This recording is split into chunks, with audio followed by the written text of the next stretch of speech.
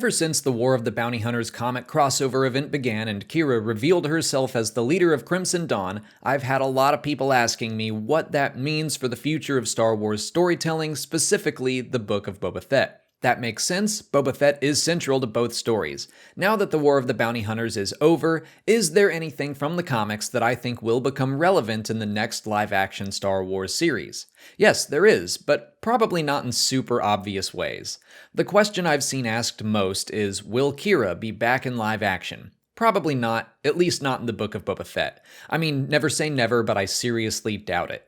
If anything, her prominence in this comic storyline more likely points to her not having any significance to the upcoming series. I think that's probably the right move. If we see Qi'ra again, I would prefer to see her in some sort of solo follow-up, either a movie or a series or something where Emilia Clarke would still be the right age to play her.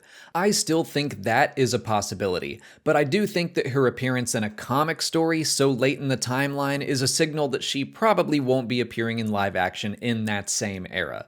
But while I don't think Qi'ra is going to be in the Book of Boba Fett, what she stands for and what she's fighting for in the comics does seem to be a central theme, maybe. All we have is one trailer to go off of so far, but in the comic, Qi'ra is very much about unifying the underworld and the rest of the galaxy to fight against the Sith. Our first preview for the upcoming Crimson Reign comic shows that she wants to diversify the power of the galaxy. Right now, she sees Palpatine as the only truly free person, and she's not cool with that. She's already successfully united several organizations under her banner: the Hutt Cartel, the Unbroken Clan, the Knights of Ren, a bunch of bounty hunters and mercenaries. It's basically what Boba Fett is talking about in the first trailer. He thinks they can achieve more through cooperation rather than competition. Of course, at that point, Palpatine is gone and the Empire isn't as big of a threat, but Boba knows they're out there, so maybe he is going to try to unite the underworld against their return. And finally, I need to talk about the Hutt Cartel a little bit more, because I do suspect that when developing the War of the Bounty Hunter storyline, the writers may have been tasked with answering a little question about the galaxy after the death of Jabba the Hutt. Why didn't the Hutts place anyone else on Tatooine? Why was Bib Fortuna, of all people, able to waltz in and sit on the throne for 5 years just waiting for Boba Fett to come along and shoot him? Well, it's because the Hutt Council no longer exists, or if there is one, they have been thrown into complete chaos. War of the Bounty Hunters showed us Baku the Hutt working with Crimson Dawn over his own kind. He betrays them and even sacrifices himself so Crimson Dawn can rise to power once more.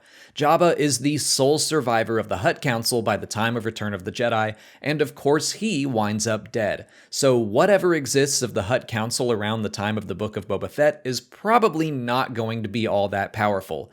I do really hope we see a Hutt in the show. I think that would be cool. Maybe the Hutts have recovered a bit in those 5 years, but I have seen enough to understand why they wouldn't have been able to rush a replacement for Jabba back to Tatooine after taking so many heavy losses so quickly.